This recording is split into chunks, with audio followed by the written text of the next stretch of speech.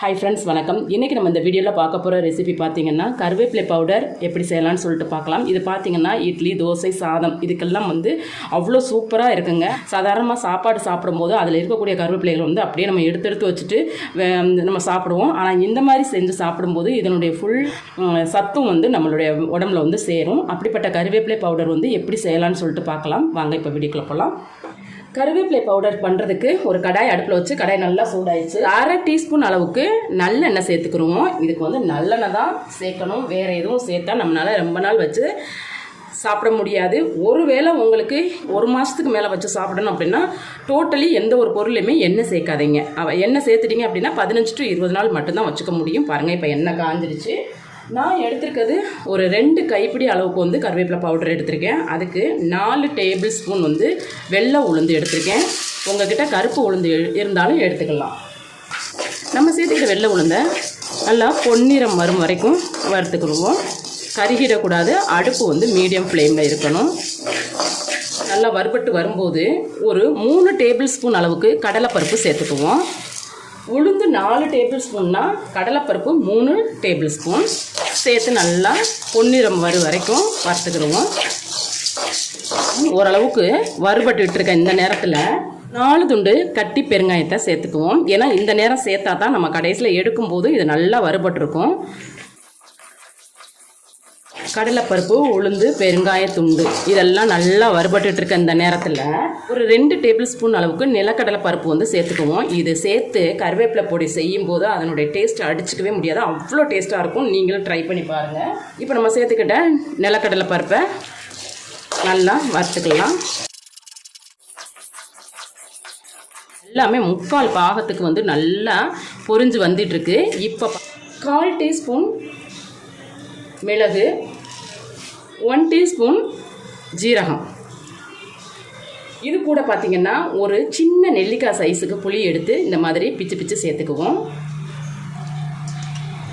புளி கண்டிப்பாக சேர்க்கணுங்க. அப்படி சேர்க்கும்போது தான் சாதத்தில் நம்ம பிரட்டி சாப்பிடும்போது டேஸ்ட் நல்லாயிருக்கும்.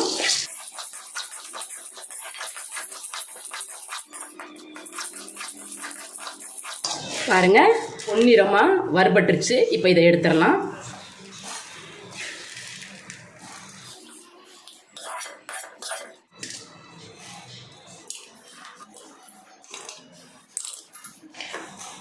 பாருங்கள், நம்ம கடலைப்பருப்பு, உளுந்து, நிலக்கடலை இதெல்லாம் நல்லா வறுத்து எடுத்துட்டோம். இதை அப்படியே ஆற வச்சுருவோம். இப்போ நம்ம ஆல்ரெடி சேர்த்த புளியும் பெருங்காயத்துண்டு கூட 10 to 15 நம்பர்ஸ் நான் வரமிளகாய் சேர்த்துக்கிறேன். நீங்கள் உங்கள் காரத்துக்கு ஏற்ற மாதிரி சேர்த்துக்குங்க. இப்போ நம்ம சேர்த்துக்கிட்ட வரமிளகாயை நல்லா வறுத்து எடுத்துக்கிறோம். அடுப்பு லோ ஃப்ளேமில் தான் இருக்கணும். கூடவே ஒரு 4 பெரிய சைஸில் பூண்டு பல்லு சேர்த்துக்கிறேன். இதை நீங்கள் தோலை நீக்கிட்டும் நீங்கள் சேர்க்கலாம். நான் தோல் நீக்காமல் சேர்க்குறேன்.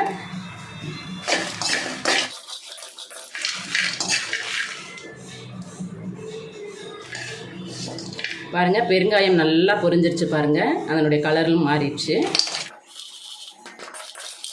எல்லாமே நல்லா பொரிஞ்சிருச்சு.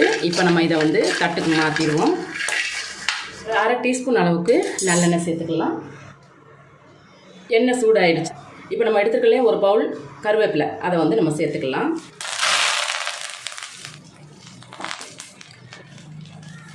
அவ்வளோதான். இப்போ நம்ம சேர்த்துக்கிட்ட அந்த கருவேப்பிலையை அடுப்பை நல்லா குறைச்சி வச்சுட்டு இந்த மாதிரி நல்லா வறுத்து எடுத்துக்கிடுவோம். நல்லா முறுமுறுன்னு வரணும். அந்த அளவுக்கு நம்ம வறுத்துக்கணும்.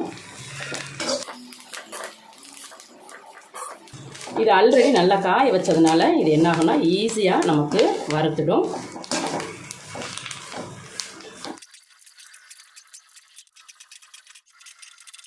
இப்போ இந்த கருவேப்பிலை பொடிக்கு தேவையான கல்லுப்பு சேர்த்துக்குவோம். கல்லுப்பு தாங்க இதில் சேர்க்கணும். பொடி உப்பு சேர்க்க வேண்டாம். கல்லுப்பு சேர்த்தா ரொம்ப நல்லது. கல்லுப்பு சேர்த்து மைல்டு ஹீட்டில் நல்லா வறுத்துக்குவோம். பாருங்கள், இப்போ நமக்கு கருவேப்பிலையும் நம்ம சேர்த்துருக்க கல்லுப்பும் நல்லா வறுபட்டுருச்சு. பாருங்கள், இந்த மாதிரி நல்லா கலகலன்னு ஒரு சத்தம் வரணும். அதே மாதிரி நம்ம ஒரு இலையை எடுத்து இந்த மாதிரி ஒடிக்கும்போது அது தனித்தனியாக ஒடியணும். இப்போ நமக்கு கரெக்டான பக்குவத்தில் வந்து கருவேப்பிலை வறுபட்டுருச்சு. இப்போ அடுப்பை ஆஃப் பண்ணிக்கலாம். நம்ம கருவேப்பிலை பவுடர் செய்கிறதுக்கு தேவையான எல்லா பொருளுமே நம்ம வறுத்து எடுத்துக்கிட்டோம். இதை அப்படியே தட்டில் சேர்த்து நல்லா ஆற விட்டுருவோம். பாருங்கள், நம்ம எடுத்துக்கிட்ட எல்லா பொருளுமே வறுத்து எடுத்துட்டோம். இது ஒரு 10 to 15 நிமிஷம் நல்லா சூடு ஆறட்டும். கருவேப்பிலை பவுடர் செய்கிறதுக்கு தேவையான பொருட்கள் வந்து நம்ம வறுத்து ஆற வச்சு 15 நிமிஷத்துக்கு மேலேயே ஆயிடுச்சு. பாருங்கள், நல்லா சூடு ஆறிட்டு நமக்கு நல்லா கிறிஸ்பியாக இருக்குது பாருங்கள். இப்போ இதை ஒரு மிக்ஸி ஜாரில் சேர்த்து நம்ம அரைச்சிக்கலாம். பாருங்கள், நம்ம இப்போ வறுத்து ஆற வச்ச எல்லா பொருளையும் வந்து மிக்ஸி ஜாரில் சேர்த்துட்டோம். இதை வந்து ரொம்ப நைஸாக அரைச்சிடக்கூடாது, கொஞ்சம் குறப்பாக நம்ம அரைச்சிக்கணும். நான் அரைச்சிட்டு உங்களுக்கு காணிக்கிறேன். பாருங்கள், நம்ம இப்போ வறுத்து ஆற வச்ச கருவேப்பிலை வந்து நல்லா அரைச்சிட்டு வந்துட்டோம். இதனுடைய அரைக்கிற பக்குவம் பார்த்திங்கன்னா ரொம்ப நைஸாக அரைச்சிடக்கூடாது, கொஞ்சம் குறப்பாக இருக்கணும். பாருங்கள், இந்த மாதிரி. இப்போ நமக்கு கருவேப்பிலை பவுடர் வந்து ரெடி ஆயிடுச்சு. இந்த கருவேப்பிலை பவுடர் பார்த்திங்கன்னா இட்லி, தோசை, சாதம் அதுக்கெலாம் வந்து ரொம்ப சூப்பராக இருக்குங்க. நீங்களும் நான் எப்படி செஞ்சேனோ அதே போல் செஞ்சு பாருங்கள். இதில் பார்த்திங்கன்னா கருவேப்பிலை பவுடருக்கும் நல்ல டேஸ்ட் கொடுக்குறதுக்காக தான் நம்ம நிலக்கடலை பருப்பு வந்து சேர்த்துருக்கோம். நீங்களும் அதே போல் சேர்த்து அரைச்சி பாருங்கள். உண்மையிலேயே ரொம்ப ரொம்ப டேஸ்டியாக இருக்கும். இது கூட கொஞ்சமாக நல்லெண்ணெய் சேர்த்து நம்ம சாதத்துலேயோ இட்லிலேயோ தோசையிலையோ நம்ம பெரட்டி சாப்பிடும்போது இன்னும் வேணும்னு சொல்கிற அளவுக்கு அவ்வளோ டேஸ்ட்டாக இருக்குங்க. நீங்களும் ட்ரை பண்ணி பாருங்கள். இதை ஒரு பவுலுக்கு மாற்றிக்கலாம். அரைச்ச இந்த பவுடரை உடனே வந்து பாட்டிலில் ஸ்டோர் பண்ணிடாதீங்க. கொஞ்சம் சூடாக இருக்கும், அதை ஆற விட்டு அதுக்கப்புறம் நம்ம பாட்டிலில் ஸ்டோர் பண்ணி வச்சோம்னா நமக்கு 15 to 20 நாள் வரைக்கும் கெட்டு போகாமல் அப்படியே இருக்கும். கருவேப்பிலை பவுடர் வந்து ரெடி ஆகிடுச்சு. இது டேஸ்ட் எப்படி இருக்குன்னு சொல்லிட்டு பார்க்கலாம். உண்மையிலே காரசாரமாக நம்ம சேர்த்துருக்க அந்த பூண்டு, புளி இதெல்லாம் பார்த்திங்கன்னா நல்லாவே தெரியுது. அதே மாதிரி நம்ம குறப்பாக அரைச்சிருக்கோம் இல்லையா, அதனுடைய அந்த க்ரன்ச்சினஸ் வந்து நமக்கு நல்லாவே தெரியுது. உண்மையிலேயே இந்த கருவேப்பிலை பொடி வந்து பார்த்திங்கன்னா அவ்வளோ அட்டகாசமாக இருக்குது. நீங்களும் ஒன்ஸ் இதை ட்ரை பண்ணி பாருங்கள். உங்களுக்கு இந்த டேஸ்ட்டு பிடிச்சிருக்கா இல்லையாங்கிறத வந்து எனக்கு கமெண்ட் பண்ணுங்கள்.